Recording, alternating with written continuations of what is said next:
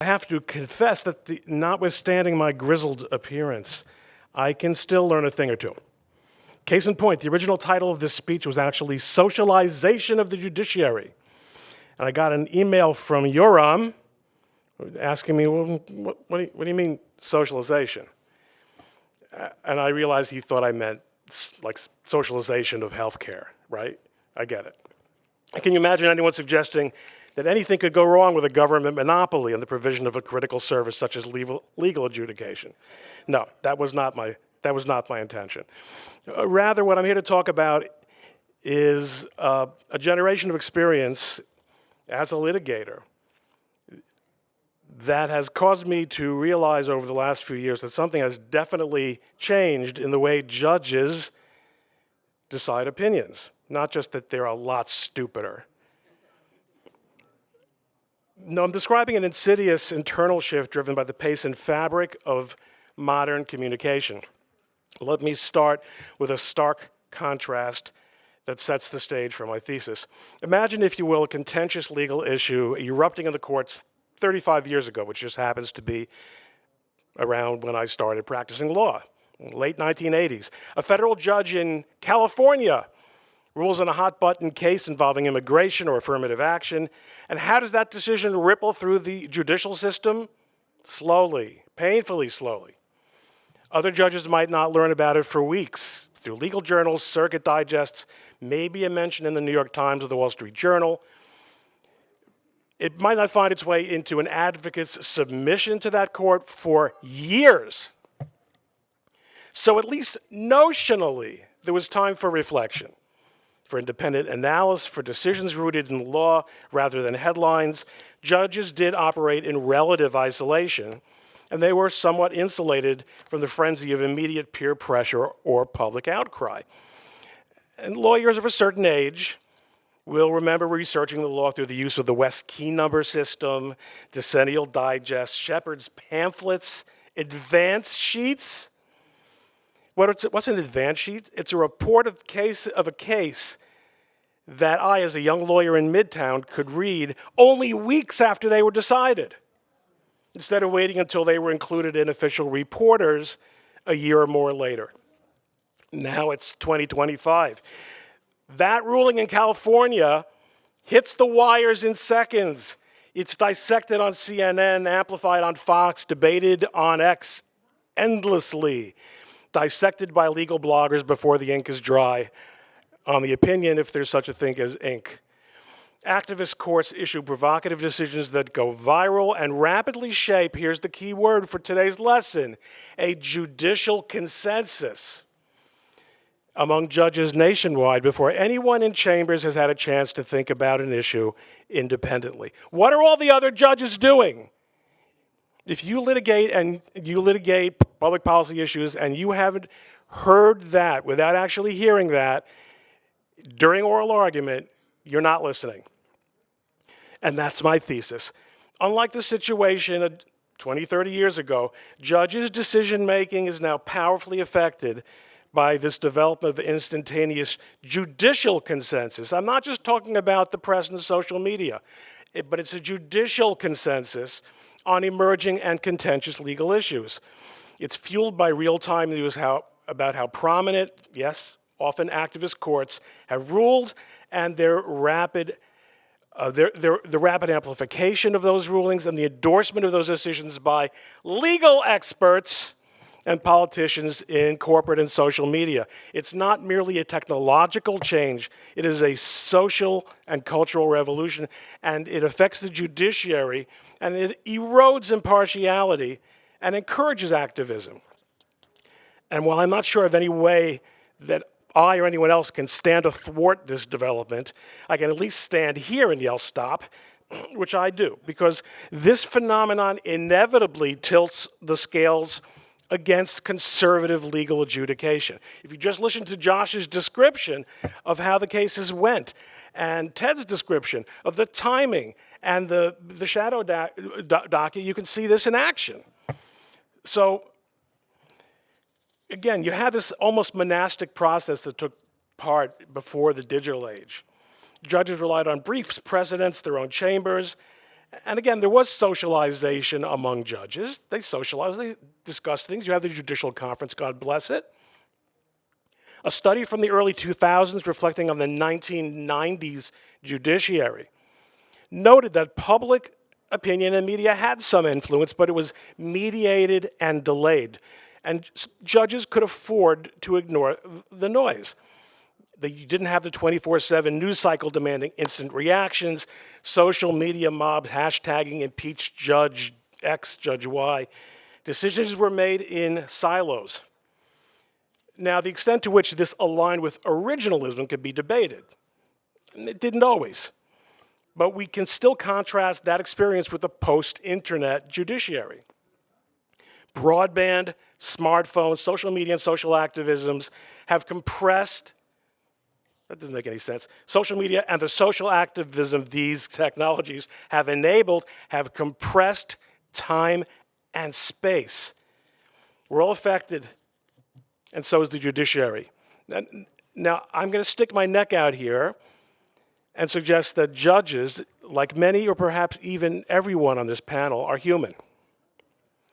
They read the news, they scroll through social feeds, they absorb the cultural zeitgeist to differing degrees. I mean, remember, the average federal judge is still 7 years older than your speaker. There are still a lot of old judges out there, and they really don't want to go. But their clerks are reading, their family members are reading, their colleagues on the bench are reading. And of course, again, that's always been true. But this feedback loop of consensus inevitably influences outcomes in ways that have to dwarf the relatively tame press coverage of the judiciary of a generation ago. Now, every controversial ruling results in a viral storm. Judges become household names. Courts in remote places such as Hawaii, Bill Shipley, are suddenly and instantaneously elevated to historically unprecedented prominence. And the social cadre of honest, sincere, and hardworking judges, absorbed as they are inevitably by this amplified narrative, have to feel the pressure to align with this rapidly crystallizing judicial consensus. And I'm just talking about the honest, sincere, and hardworking ones. So let's consider the 2017 travel ban executive order under President Trump. District courts in Hawaii and Maryland issued injunctions almost immediately, rubber-stamped copies of each other. These rulings, separated by half a world, weren't isolated. They were built over each other in real time, something that could not have happened in the 80s or 90s, couldn't have happened. These judges didn't even know that each other existed. But now you have a consensus, a judicial consensus. And quickly, appeals courts are citing these district courts' decisions. Social media amplifies it further. Activists, celebrities, fellow judges are retweeting the analyses, or maybe the judges aren't retweeting them, but the legal opinions are turning into viral content. Same thing happened after the 2020 presidential election, as any lawyer involved in those court challenges can tell you.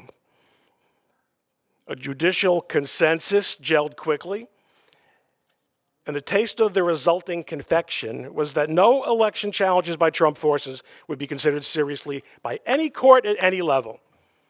And this result was reinforced by the media, by academia, and all respectable opinion. It was decided in weeks.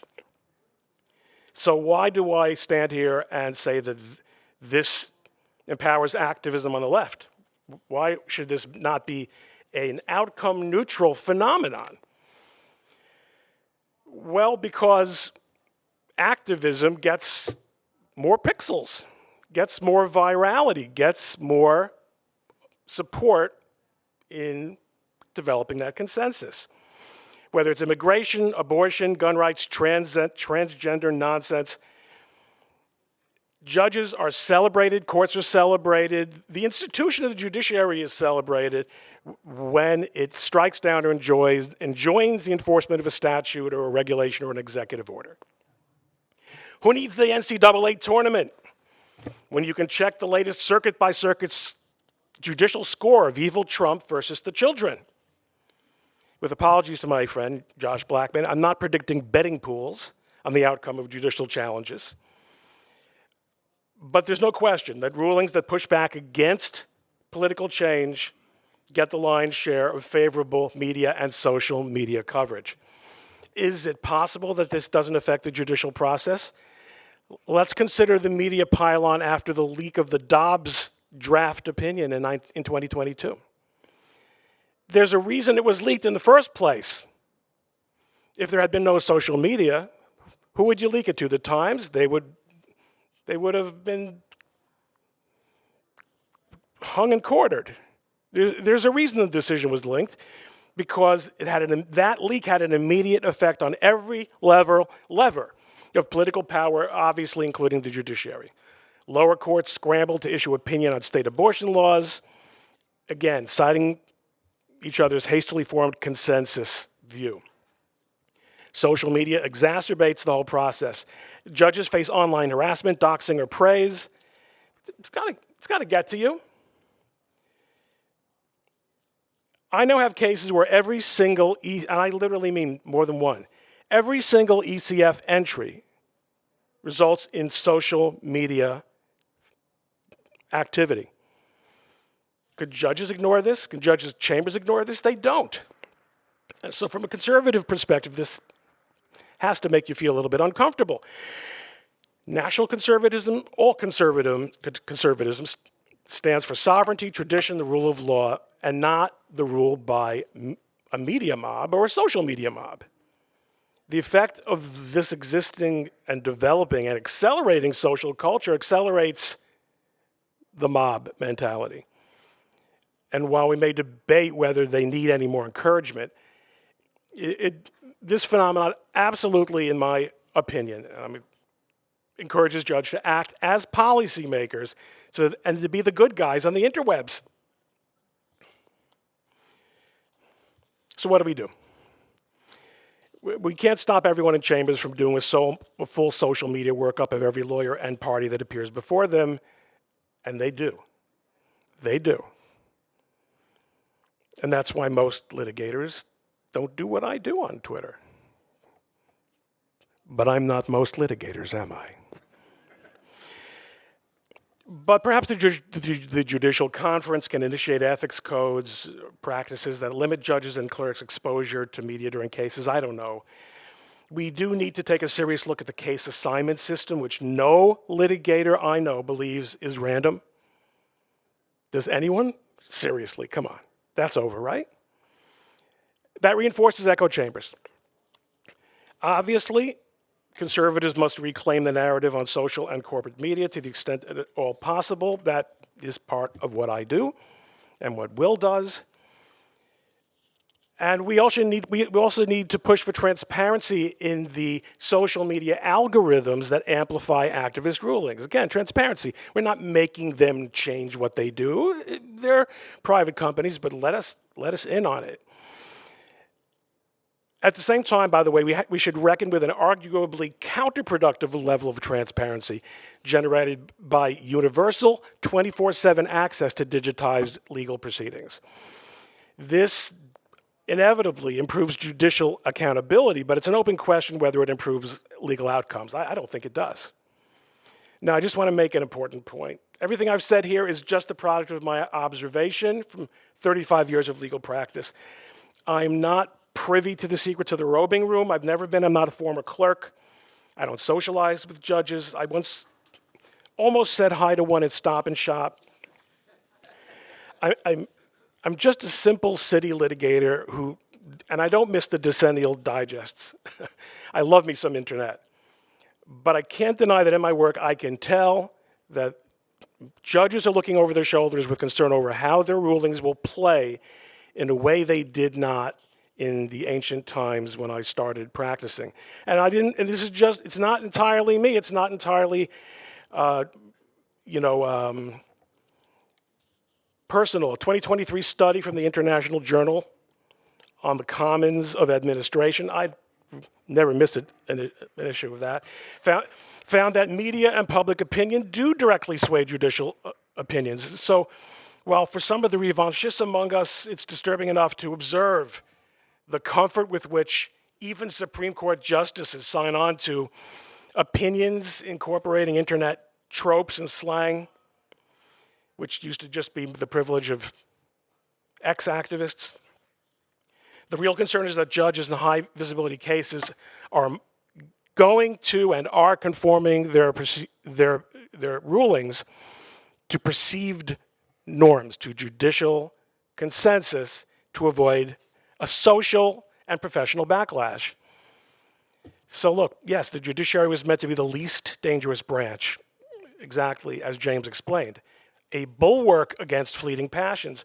But in this era of real-time news and social amplification, it's becoming a mirror of those passions. And in fact, the judiciary can reflect them faster than any other branch. Certainly the legislature doesn't do anything. And the executive doesn't do anything without the permission of the courts. So for the sake of our nation, our conservative principles, let's get those judges off their phones. Thank you.